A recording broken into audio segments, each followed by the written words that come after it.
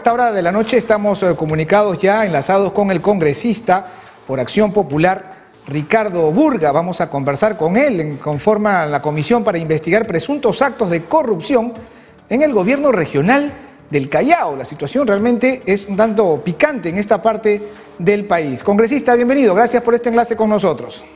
Gracias a ustedes por la llamada, pero una aclaración, yo no integro todavía la comisión. Lo que se ha aprobado el día de hoy es la aprobación de mi moción de orden del día que presenté, la 11453, para formar una comisión investigadora.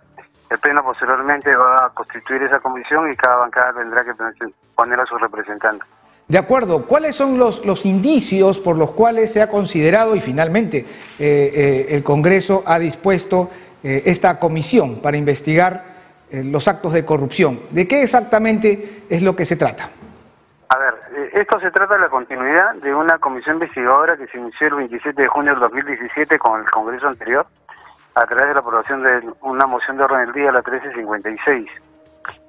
Esta comisión trabajó hasta septiembre del año pasado, en que fue cerrado el Congreso, y hicieron un primer informe al Pleno del Congreso donde se detectó que había irregularidades por 165 millones de soles en el gobierno regional del Callao en diferentes gestiones, donde el mayor monto estaba en el periodo 2015-2017 por casi 150 millones de soles.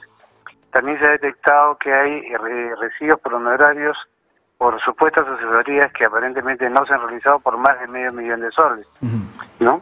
Entonces, esta moción que he presentado y que ha sido aprobada hoy día por unanimidad, sin ningún voto en contra ni abstenciones, lo que hace es nuevamente reactivar esa comisión que se interrumpió en septiembre del año pasado y actualizar los informes de dicha comisión, y además se ha ampliado el periodo de investigación de que abarca del 2003, inicialmente era hasta el 2018, a pedido de algunos congresistas se ha ampliado hasta el 2020, con lo cual incluye la gestión del actual presidente regional, el señor Mandriotti.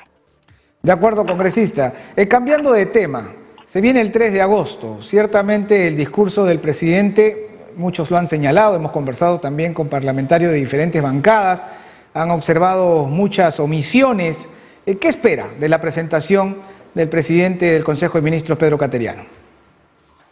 Bueno, realmente después de la excepción que tuvimos el 28 de julio, el mensaje del presidente, esperamos que el Premier enrumbe el camino, pero lamentablemente el Premier se está presentando con dos mochilas en su espalda muy pesadas, que es el ministro de Educación, que ya tiene aprobada una moción de interpelación y quizás hasta de censura, más aún cuando acaba de suspender la adquisición de las tablets, que además había sido advertida anteriormente ya por la Contraloría, y hoy día los niños de los lugares más alejados no van a poder contar con dicho elemento para seguir la educación a distancia. Y ahora también tiene el problema con la ministra de Economía, que se está demostrando que sus familiares han contratado con el Estado peruano y han tenido ingentes ingresos en plena pandemia. Entonces, creo que el primer ministro va a tener no solamente que tratar de explicar cómo va a ser y cómo vamos a llegar al 28 de julio del 2021 y ver todo lo que ha manifestado Vizcarra, sino además dar las justificaciones a la representación nacional sobre el ministro de Educación y sobre la ministra de Economía. Así que yo veo complicado el tema del señor Cateriano en su presentación del día lunes. De acuerdo, el presidente ha hablado de consensos, incluso de un pacto, al que ha llamado Pacto Perú, pero siempre que el Congreso cumple, además con sus prerrogativas de fiscalización, con respecto a la labor de los ministros, la respuesta por parte del Ejecutivo no precisamente es la más mesurada. ¿Considera que hay un doble discurso en este aspecto? Así es. Yo lo mencioné cuando se presentó el gabinete Ceballos. Yo mencioné que el Ejecutivo tenía un doble discurso, que era el discurso de la escopeta de dos cañones. Cuando estaban frente al Congreso y exponiendo los ministros, el primer ministro tenían un discurso de tender puentes, de hacer una agenda en común, pero cuando apenas pasaban la puerta del Congreso, salían a atacar al Congreso.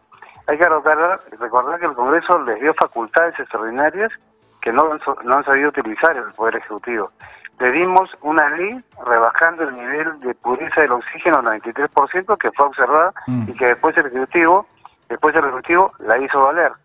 dimos una disposición para que el Ministerio de Salud pudiera intervenir todas las clínicas a nivel nacional, también la rechazó y posteriormente el presidente los combinó a las clínicas privadas para que firmen un acuerdo en 24 horas.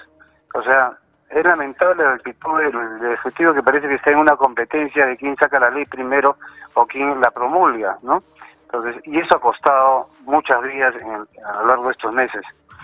Y finalmente el tema de la donación del oxígeno Sauber a Arequipa, que desde el 21 de mayo, que fue la donación o la intención de donación, hasta el 17 de julio, han fallecido más de 800 personas en Arequipa.